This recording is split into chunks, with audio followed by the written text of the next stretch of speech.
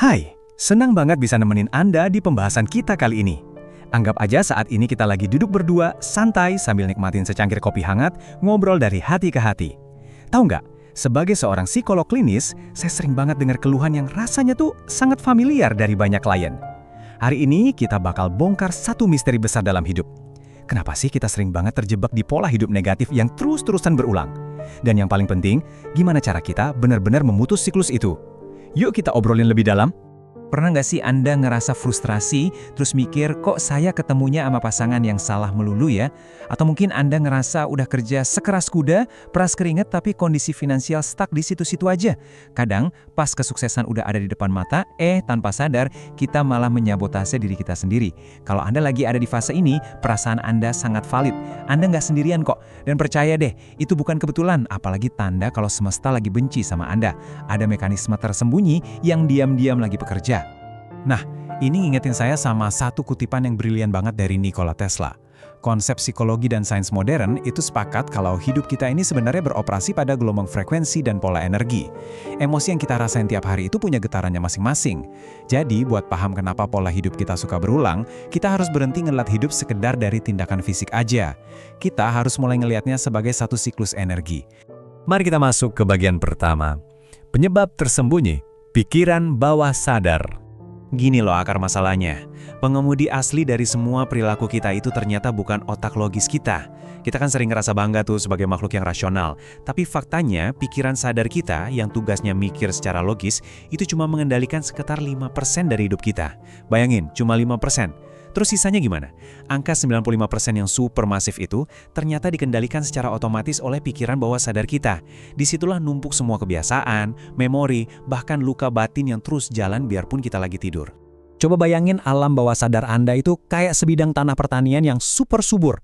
Tanah ini nggak punya logika. Dia nggak bakal milih-milih atau nanya, ini benih bunga mawar yang indah atau benih rumput beracun ya? Dia nggak peduli. Tugas dia cuma satu, menumbuhkan apapun yang ditanam di situ. Nah, persis kayak gitu, alam bawah sadar kita menyerap semua kejadian, trauma masa kecil, dan keyakinan-keyakinan lama tanpa filter logika sama sekali. Biar lebih jelas, saya kasih contoh kasus waktu kecil, inner child-nya Maya ini pernah ngalamin penolakan sosial yang cukup traumatis. Alam bawah sadarnya langsung nyatet itu sebagai ancaman bahaya. Akibatnya apa? Pas Maya udah dewasa dan dapat peluang promosi yang butuh banyak interaksi sosial, tiba-tiba aja dia merasa cemas luar biasa dan akhirnya nyabotase kesuksesannya sendiri. Otaknya sebenarnya cuma berusaha ngelindungin Maya di zona aman, biarpun itu artinya menghancurkan potensinya. Sekarang kita masuk ke bagian kedua, yaitu hukum cermin dan energi getaran. Kalau kita gabungin psikologi sama fisika, ada yang namanya law of the mirror atau hukum cermin. Analogi simpelnya gini, dunia di luar sana itu ibaratnya cuma layar bioskop, nah identitas di alam bawah sadar Anda itulah proyektornya. Kita itu nggak menarik apa yang kita inginkan ke dalam hidup kita, tapi kita menarik hal yang menggambarkan siapa diri kita. Kalau di dalam hati Anda ngerasa saya nggak berharga karena sisa luka masa lalu, semesta bakal ngirim orang-orang entah bos atau pasangan yang bakal memvalidasi perasaan nggak berharga itu. Mereka itu datang buat jadi pantulan diri kita. Dan ini nyambung banget sama frekuensi yang kita bahas tadi. Emosi negatif kayak rasa takut, marah, itu ada di getaran yang sangat rendah. Sebaliknya, rasa syukur itu punya getaran yang paling tinggi. Baseline frekuensi ini biasanya kebentuk dari lingkungan kita waktu kecil. Nah, mau tips praktis buat naikin vibrasi ini tiap hari? Coba deh, tiap pagi tulis 3 hal kecil aja yang bener-bener Anda syukuri. Ini tuh cara instan dan ampuh banget buat ngedongkrak frekuensi energi Anda ke level tertinggi sebelum mulai aktivitas. Lanjut ke bagian ketiga, koneksi jantung dan otak. Anda mungkin penasaran, gimana sih penjelasan biologis dari semua intuisi dan energi ini? Semuanya berpusat di jantung kita. Anda tahu nggak, jantung manusia itu ternyata punya lebih dari 40.000 neuron sensorik.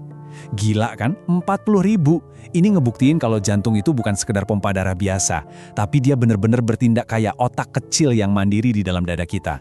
Jantung kita punya sirkuit saraf sendiri yang bikin dia bisa belajar, mengingat, bahkan ngerasain sesuatu terlepas dari otak di kepala kita.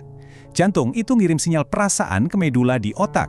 Jadi, kalau energi dari jantung Anda itu tinggi, positif, dan selaras, itu secara harfiah bakal ngubah cara otak Anda ngelihat realitas. Pikiran jadi lebih jernih, dan Anda bakal jauh lebih tajam waktu bikin keputusan-keputusan penting. Jantung dan pikiran kita itu benar-benar satu tim yang solid. Nah, kita sampai di bagian keempat, resep klinis, langkah praktis untuk memutus siklus. Oke, lalu gimana dong cara memutus siklus yang udah terlanjur nempel ini? Hal pertama yang wajib Anda sadari adalah jebakan kata-kata. Pikiran bawah sadar kita itu nggak paham yang namanya konsep penyangkalan atau larangan. Jadi pas Anda terus-terusan ngebatin, jangan takut, tebak apa yang terjadi. Bawah sadar Anda nyoret kata jangan dan malah ngambil kata takutnya aja buat ditanam kuat-kuat di mental Anda. Makanya penting banget buat ngubah cara kita ngobrol sama diri sendiri. Kalau pakai kalimat larangan, malah ngasih makan hal yang justru mau kita hindari. Mulai sekarang, latih afirmasi positif ya. Daripada ngomong saya nggak boleh males, mending diganti jadi saya adalah orang yang rajin dan sangat produktif. Nah, kalimat positif inilah yang bakal ditangkap sama bawah sadar buat ngebangun realitas baru Anda. Langkah selanjutnya lumayan seru. Kita harus mengagetkan sistem saraf kita sendiri. Gini, otak kita kan suka banget sama rasa nyaman. Biarpun rasa nyaman itu kadang berupa penderitaan yang udah jadi kebiasaan. Buat ngubah ini, kita harus ngasih data baru ke sistem saraf. Contohnya, kalau Anda punya ketakutan tersembunyi akan kesuksesan, coba deh sekali-kali main ke lobi hotel mewah cuma buat ngopi, atau duduk di mobil impian Anda di showroom. Tujuannya apa? Buat bikin sistem saraf Anda kaget, terus perlahan sadar dan mikir, ternyata ada di situasi sukses gini tuh aman kok, aku pantas ada di sini. Terus, buat nyembuhin inner child yang mungkin masih terluka, kita bisa pakai visualisasi dan meditasi. Ingat gak dulu waktu kecil belajar ngitung pakai jari? Diulang-ulang terus sampai jadi refleks. Sama persis, saat Anda meditasi dan ngebayangin detail kesuksesan yang Anda mau, Anda tuh lagi bikin jangkar fisik di otak. Lewat meditasi rutin, kita melatih otak ngerasain realitas baru, sampai frekuensi kita naik secara otomatis. Tapi, kunci utama yang ngikat semua latihan tadi itu adalah mindfulness atau kesadaran penuh. Mindfulness ini, simpelnya adalah kemampuan buat nangkap basah diri kita sendiri.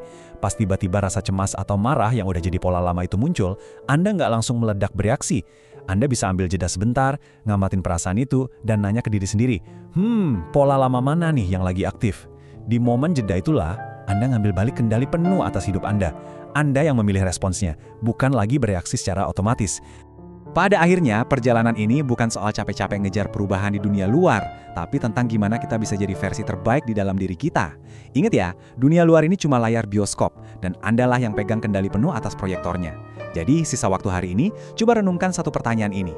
Kalau dunia ini memang cuma sebuah cermin besar, identitas dan getaran seperti apa sih yang lagi Anda pantulkan hari ini?